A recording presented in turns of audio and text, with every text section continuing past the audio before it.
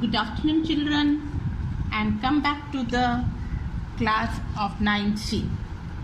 Children, we are meeting after the summer vacation. I hope you have enjoyed your summer vacation and all of them are safe and healthy. Here we are with today onwards we are going to start our online live class. So in the morning session we will be having live class. In the afternoon section some videos and assignments will be sent. Okay, since this is the first class, there might be some disturbance and there will be little problem in adjustment. So please bear with it and try to adjust. So I hope all of you have joined the Google Classroom.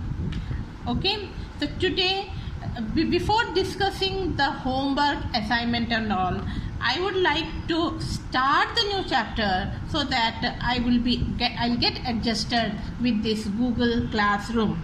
So children, we have completed 2 chapters and we are going to start the next chapter, and that chapter's name is Coordinate Geometry. Okay, now before I start, let me do some introduction. You can see a A4 size sheet paper over here. And in this sheet you can see a small dot over here, right? If I have put a dot and if I ask a boy whom I will blindfold, okay, I will ask him to close his eyes and I'll ask him to locate this point. Okay, so how is he going to do? How we are going to explain him that where is the point? Okay, one child may say that it is in the upper half of the paper. Because it's such a big paper, upper half, yes, upper half, there are so many points. Out of this so many points, how is going to locate this particular point? Then another child may say that it is towards the left side. The left side also there are so many points. And how he is going to locate it? It's very difficult. So what you find, that to locate this point, there will be different ideas you will be getting, but you will not be able to locate it unless and until you have 2 independent information. And how are you going to locate the point? How are you going to fix the point? Okay, for this purpose, we fix the position of the dot by specifying the distance from 2 fixed lines. Okay, let me take this left edge as one fixed line and the bottom line as another fixed line. Then we can say that this point is around 4 centimeter from the left edge and it is about 10 centimeter from the bottom edge. If these 2 information is given to the child, he will be able to locate this point very easily. Right? So this is one example. Another one, what would I like to tell you? Suppose we have a street. We have some rows and column. Okay, so here there are some 7 columns and there are some 4 rows, and one boy is sitting here. And you want to tell the location, and suppose another boy want to search this boy. How are you going to explain him that where is this boy? If you say that he is in the 5th column, then what happens? In the 5th column there are so many boys. How will you know that this is a particular boy whom you want? Then you can say he is in the 4th row. If you say only 4th row, in the 4th row there are so many positions, so you will not be able to locate exactly. But if you say that he is in the 5th column and in the 4th row, and that means you will be able to locate the child very easily exactly.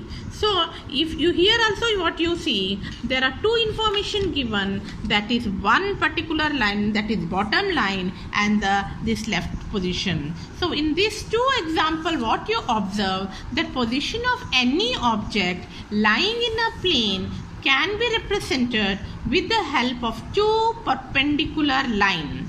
In case of dot, we require distance of the dot from the bottom line as well as left edge. In case of the seating plan, we require the number of the column and the number of the rows. So this simple idea has far-reaching consequences and has given rise to a very important branch of mathematics, and that branch of mathematics is known as coordinate geometry. Okay, in this chapter we are going to have some basic concepts of coordinate geometry. It's a big chapter. You are going to study in the 10th standard, you are going to study in the 11th standard, 12th standard, but here this is a very basic thing of the coordinate geometry which you are going to learn, and it's very easy. This study was initially developed by a French philosopher and mathematician René Descartes. So because of his name René Descartes, the system used for describing the position of a point in a plane is also known as Cartesian system. Cartesian system because of his name, that is René Descartes. Okay, now children, you have already learnt number line. Okay, in the number line, what you have learnt, that on the number line the distance of the fixed points are marked in equal units, positive in one direction and negative on the other direction. You remember? So what you had done in the number line, you have taken here positive and here negative, right? Now the point from which the distance are marked is called origin. Right, this is known as origin, and we use a number line to represent the numbers by marking points on the line at equal distances. Right, same way for locating a point, Descartes invented the idea of placing two such perpendicular lines to each other. Not only one, two lines perpendicular to each other. So what he did, he has taken one line, one number line like this, another number line perpendicular to each other, and this is represented as, we can name it as, see, this one is west, east, north, south. The west one, this point, this number line, we can name it as x, x dash, and this one as y, or we can take this as x dash, this is x, this is y, and this is y dash. Okay, therefore this number line is known as x-axis, this number line is known as y-axis. Both are perpendicular to each other. This is positive side of the x-axis, positive side of the y-axis, negative side of the x-axis, and negative side of the y-axis. So this is this plane is known as Cartesian plane. So I again repeat, this plane is known as Cartesian plane. This system is known as coordinate system, Cartesian system, and this line, that is the horizontal line, is known as x-axis, and the vertical line is known as y-axis. Both the axes are meeting at a point, and this point is known as origin. This point is known as origin. Since now the plane is divided into four parts. So this first part is known as first quadrant. This is second quadrant. This is third quadrant, and this is fourth quadrant. Children, these are some of the new terms for you. Please note it and understand it. So these are it is divided into four quadrant, and we call this plane as Cartesian plane. Okay, now we will divide this axis into equal part. So this is, we'll take this 1, 2, 3. It is going till infinity, and this is a negative part, positive, and this is negative. Okay. Okay. Now, if you want to locate a boy who is in the x-axis second row and in the second and in the y part 3, so what we are going to do? See here second. So from here, this is a column. Okay, how we did for the seating pen, same way. And in this column, the boy is in the third row. So that means in this row. So this is a boy who is in the second column and who is in the third row. So we denote it as a bracket. We have to put it in the bracket, which is known as coordinate point, and we write 2, 3. 2 is the column here and 3 is the number of rows here. Okay, so the same whatever concept we have learned, we are going to put it in the Cartesian plane. Okay, suppose we have to locate 4, 1. So what we will do, in this axis we'll find out where is 4, and from there this line is there, and first row is here. So no need of putting line, you can just point it here.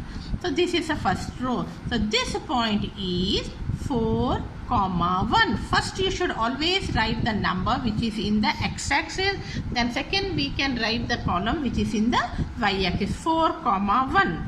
Suppose we want -2, -3. So we'll see -2, where is it? Here it is -2. From here perpendicular line, and -3 is here perpendicular line, and this is a point which is -2, -3. Now, so this is the way we are going to locate a point on a Cartesian plane by taking the first number from the x-axis, second from the y-axis, and wherever they meet, that point is known as the coordinate. The first name here, the first number, that is 2, is known as x-coordinate, and 3 is known as the y-coordinate. Or another name is, this 2 is known as abscissa. Okay, A-B-S-C-I-S-S-A, abscissa, and this 3 is known as ordinate, O-R-D-I-N-A-T-E. Okay, so this is abscissa and this is ordinate. Here -2 is abscissa, -3 is ordinate. And what will be the coordinate of this origin? In the x it is 0, in the y also it is 0. So it will be 0, 0. The abscissa and ordinate both will be 0. Okay. So children, what we have learned today? We have learned what is coordinate geometry, which mathematician has started this coordinate geometry, and what is known, what are the two axes, quadrant, and how to locate a point on a Cartesian plane. Okay, we will further do it tomorrow, and today I'll give an assignment where you have to take a graph sheet. Children, you have to take a graph sheet. We cannot do in the white plane sheet. In the graph sheet already the lines are put, so it is very easy for you. In the middle you will divide it into 4 parts, and then you can put 1, 2, 3, 4, 5 here also, and this side also, and I'll give some numbers, coordinates for you. You have to locate it in the graph sheet, and tomorrow I would like to see your assignment in this Google Classroom. Let us see. I don't know whether it's possible, but it might be possible to post it, and I would like to see it. Let us start with it, and then if it goes on smoothly, we will continue with this in this platform. Okay, thank you and have a nice day.